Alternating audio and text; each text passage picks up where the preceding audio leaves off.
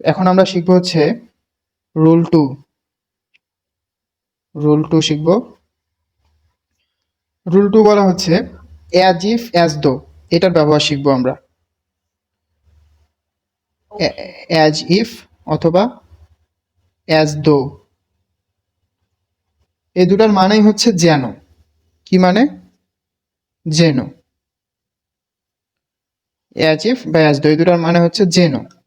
তো এই as if বা অ্যাজ দো যুক্ত যে সেন্টেন্সগুলো আছে তার প্রথম অংশটা যদি প্রেজেন্ট ইনডিফিনিট টেন্স হয়, পরেরটা হবে পাস্ট ইনডিফিনিট। প্রথম অংশটা যদি পাস্ট ইনডিফিনিট হয়, পরেরটা হবে পাস্ট পারফেক্ট। অর্থাৎ এই প্রথম অংশটা বাংলায় না, ইংলিশেই লিখতেছি।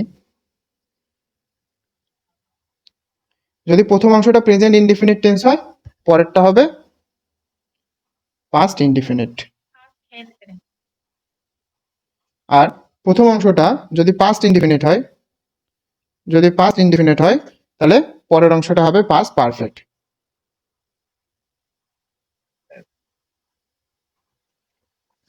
আচ্ছা, তাহলে একটা এক্সাম্পল দেই। একটা না, আমরা দুটো এক্সাম্পল দিতে পারি, তাহলে বিষয়টা আরো ক্লিয়ার হবে। যেমন ধর, আমরা Sania it's as if. Sania এমন ভাবে খায় যেন, বা সরি, সানিয়া এমন ভাবে খাচ্ছে যেন, তারপরে এমন ডট ডট ডট দেওয়া আছে। মানে কি, আমরা কি লিখতে পারি? আমরা লিখতে পারি শি।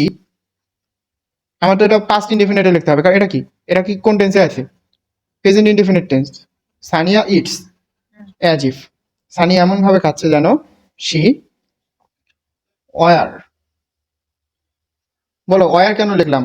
কারণ আমি বলছি অ্যাজ ইফ বা অ্যাজ দোর পরে কখনো ওয়াজ বসে না। বুঝতে পেরেছো?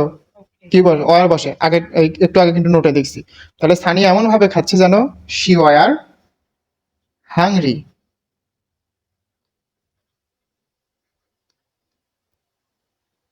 From last month. তাহলে সানি এমন ভাবে খাচ্ছে যেন সে গত মাস থেকে ক্ষুধার্ত বা না খেয়ে আছে। তো খাওয়ার, বোঝা গেছে তো? তাহলে ইফ যুক্ত অ্যাজ ইফ বা অ্যাজ দো যুক্ত সেন্টেন্সের প্রথম অংশটা যদি প্রেজেন্ট ইনডিফিনিট টেন্স হয়, পরের অংশটা হবে পাস্ট ইনডিফিনিট টেন্স। এখন আরেকটা লিখি। ইরামের নামই লিখি। ইরাম অর্ডার অ্যাজ ইফ। তাহলে এটা কোন টেন্সে আছে? ইরাম order as if. Iram order করেছিল যেন, হ্যাঁ অ্যাজ দো লিখি। অ্যাজ ইফ তো উপরেরটা লিখলাম, ইরাম অর্ডার অ্যাজ দো, তারপরে তোমার ডট ডট ডট দিয়ে রাখলো।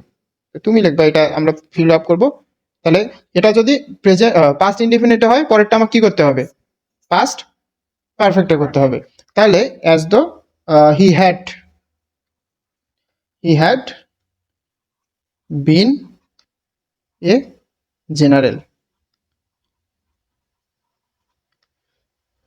তাহলে ইরাম অর্ডার মানে এমন ভাবে অর্ডার করেছিল যেন সে একজন আর্মির ওই জেনারেল আর কি। ঠিক আছে না? তাহলে আমরা পাস্ট পারফেক্টে করলাম। দেখো বোঝা গেছে নাকি? তাহলে অ্যাজিভ বা অ্যাজ দো যুক্ত, অ্যাজিভ বা অ্যাজ দো মানে হচ্ছে যেন। আর অ্যাজিভ বা অ্যাজ দো যুক্ত সেন্টেন্সের প্রথম অংশটা প্রেজেন্ট ইনডিফিনিট টেন্স হলে, পরেরটা হবে পাস্ট ইনডিফিনিট টেন্স। আর প্রথম অংশটা যদি পাস্ট ইনডিফিনিট টেন্স হয়, পরের অংশটা বসবে past perfect tense.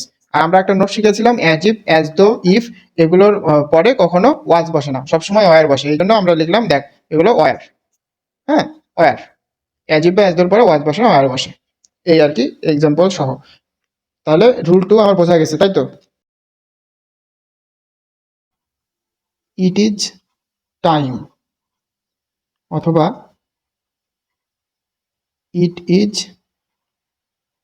High time, এগুলোর মানে জানিস? ইট ইজ টাইম বা it is high time, it is time বা ইট ইজ হাই টাইম এগুলোর মানে হচ্ছে এখনই উপযুক্ত সময়। কি মানে? কি এখনই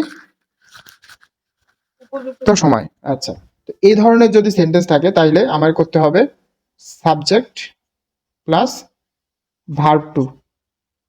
হ্যাঁ, প্রথমে সাবজেক্ট দিতে হবে, তারপরে পাস্ট ফর্মে আমার করতে হবে। যদি আমি এগুলোর পরে সাবজেক্ট দেই তারপরে তাহলে অবশ্যই আমার পাস্ট ফর্মে করতে হবে, এটা একটা নিয়ম। অথবা আরেকটা নিয়ম আছে, সেটা দেখ। তাহলে আমি লিখি ইট ইজ টাইম বা ইট ইজ হাই টাইম। এগুলো মানে কি বললাম আমি? মানে কি, বাংলা মানে কি? এটাই উপযুক্ত সময়। হ্যাঁ, এখনই উপযুক্ত সময়। তাহলে দেখ,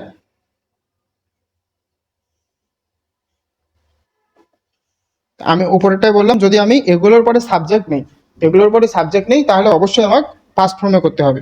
কিন্তু আমি এগুলোর পরে যদি টু যুক্ত করে দেই, তাহলে তারপরে আমার ভার্বের প্রেজেন্ট ফর্মে করতে হবে, ইনডিফিনিটও করতে হবে। আচ্ছা, তাহলে আমি এক্সাম্পল দিয়ে ক্লিয়ার করি। দেখ, করাপশন মানে কি?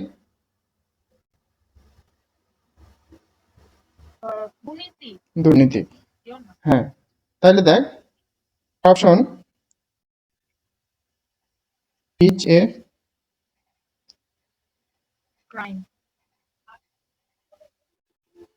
hindrance to development. মানে করাপশন হচ্ছে উন্নতির অন্তরায়। করাপশনের কারণে উন্নতি হতে পারে না, দুর্নীতির কারণে উন্নতি হতে পারে না। হ্যাঁ, তাহলে আমরা একটা দেওয়া থাকলো, করাপশন দুর্নীতির অন্তরায়, সরি, দুর্নীতি উন্নতির অন্তরায়। তো এরপরে তোর দেওয়া থাকবে ইট ইজ, মানে এখনই উপযুক্ত সময়, এরপরেটা এখনই উপযুক্ত সময় দিয়া এরকম ডট ডট দেওয়া থাকে। তাই আমি বলছি তাহলে ইট ইজ টাইম বা ইট ইজ হাই টাইম, এখন যেহেতু করা হচ্ছে উন্নতির অন্তরায়, তাহলে কি আমাদেরকে অবশ্যই এটা এখনই স্টপ করা উচিত, তাই তো? করাপশনটা প্রিভেন্ট করা উচিত, রিমুভ করা উচিত। আমি এটা দুই ভাবে করতে পারি। কিভাবে করতে পারি? একটা হচ্ছে প্রথমে সাবজেক্ট দিয়ে পাস ফর্মে করতে পারি, আর একটা হচ্ছে টুর পরে ভার্ব দিয়ে করতে পারি। আমি দুটোই শিখাচ্ছি। দেখ, তাহলে আমি লিখতে পারি এরপর একটা এভাবে করতে পারি, হয় ইট ইজ টাইম টু প্রিভেন্ট ইট, এটা হতে পারে। আবার এটাও হতে পারে ইট ইজ টাইম উই, তখন হবে প্রিভেন্টেড, মানে পাস্ট ফর্মে নিতে হবে, কারণ আমি সাবজেক্ট লিখছি ইট। দেখ, বোঝা গেল না?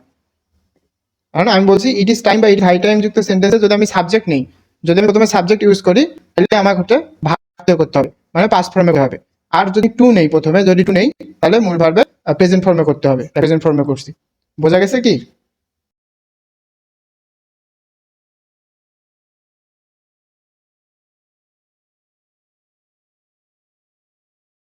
ইট ইজ টাইম বা ইট ইজ হাই টাইম, এটার বাংলা মানে হচ্ছে এখনই উপযুক্ত সময়। হ্যাঁ, তারপর পরেরটা, হ্যাঁ হ্যাঁ শোন, তো এখন আমি টু লাগাই কি বলছি, যদি আমি সাবজেক্ট নিয়ে আসি, উই কি, উই একটা সাবজেক্ট না? হ্যাঁ, উই নিয়ে আসছে। যদি সাবজেক্ট নিয়ে আসলে, যদি টুর বদলে আমি সাবজেক্ট নেই, তাহলে অবশ্যই আমাকে এটা পাস্ট ফর্ম করতে হবে। ওই জন্য আমি প্রিভেন্টেড লিখি, প্রিভেন্টের সাথে ইডি যুক্ত করে ওটা পাস্ট ফর্ম করি, ভি টু, তারপরে ইট। মানে এটা দুটোই হতে পারে, তুই ইচ্ছা করলে টু দিয়েও করতে পারিস, তুই ইচ্ছা করলে এটা দিয়েও করতে পারিস, তোর কাছে যেটা ভালো লাগে। Smoking is injurious to health.